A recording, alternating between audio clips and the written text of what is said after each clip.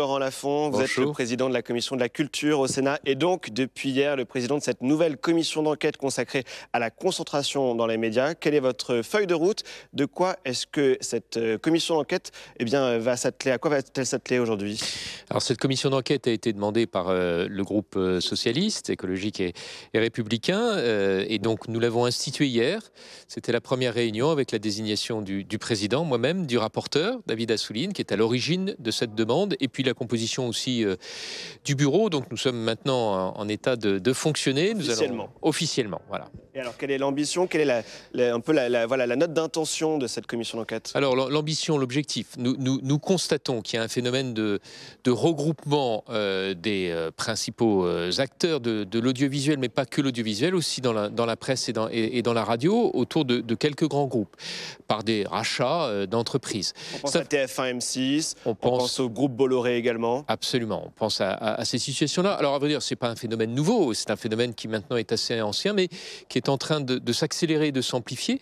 Donc nos objectifs, c'est d'abord de comprendre quels sont les ressorts de ces regroupements, comment va se configurer le nouveau paysage des médias après ces regroupements, qui encore une fois ne sont pas terminés, il y en aura probablement d'autres. Et puis bien sûr, dernier objectif, et il est fondamental, c'est de voir quelles sont les répercussions sur le fonctionnement de notre démocratie, et notamment comment un principe fondamental comme celui de respect de la pluralité, du pluralisme, peut être respecté alors même qu'il y a concentration autour de quelques grands acteurs économiques. Donc vous le dites, cette concentration, elle est déjà observée, en fait il n'y a pas besoin donc d'y revenir, mais est-ce qu'on peut dire déjà que c'est délétère? Est-ce que vous portez un regard négatif sur cette concentration qui a lieu ces derniers mois? Non, moi je ne porte pas un regard négatif. D'abord, il y a des enjeux économiques qu'il faut pouvoir prendre en compte. On sait que le paysage mondial a été transformé par l'apparition de nouveaux acteurs.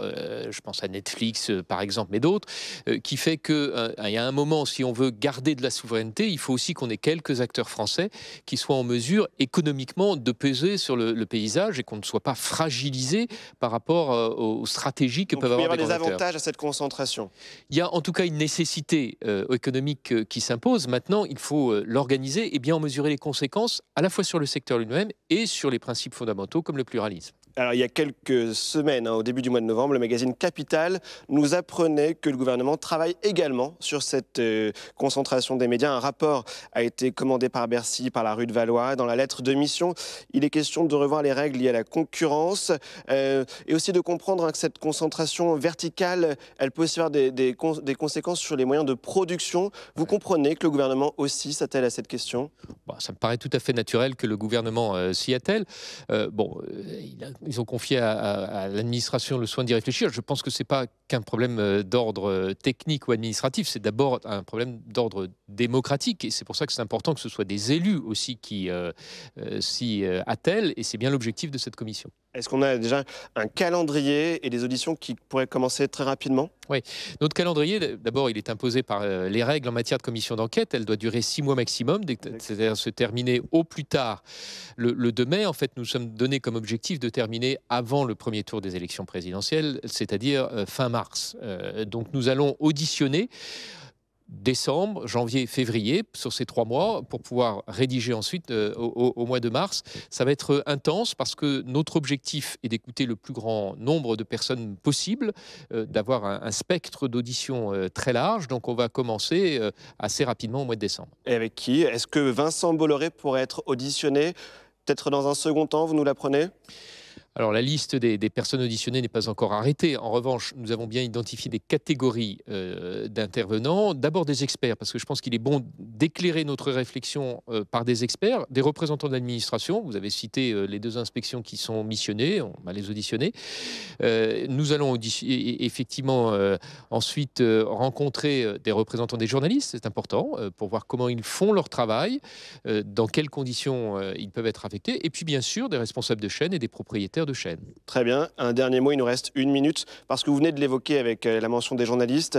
Il y a cette question de la fabrique de l'info, de cette homogénéisation de cette fabrique. C'est aussi quelque chose sur lequel vous voulez aller enquêter? C'est une des interrogations que nous avons. Dans quelle mesure l'information peut être affectés par ces phénomènes de concentration. C'est des points que nous voudrions vérifier auprès d'eux. D'abord, le fait que les médias appartiennent à des grands groupes industriels n'est pas une chose nouvelle. Donc Non, bien sûr. nous allons déjà voir comment ça se passe Figaro, actuellement. TF1. Par exemple, et quand on regarde bien, la plupart des médias, des grands médias nationaux en tout cas, et même la presse régionale, ont dans leurs actionnariats des grands groupes industriels. Donc comprendre si ils sont affectés, gênés, ou c'est un impact dans leur travail quotidien, voir aussi quand il y a eu des mouvements capitalistiques, est-ce qu'ils ont senti une différence? C'est ces questions-là, et puis voir aussi si les garanties qui existent déjà dans la loi sont suffisantes ou pas, est-ce qu'il faut les modifier? Nous avons bien sûr à l'esprit de voir si le cadre législatif qui date de 86, qui est relativement ancien, doit être visité.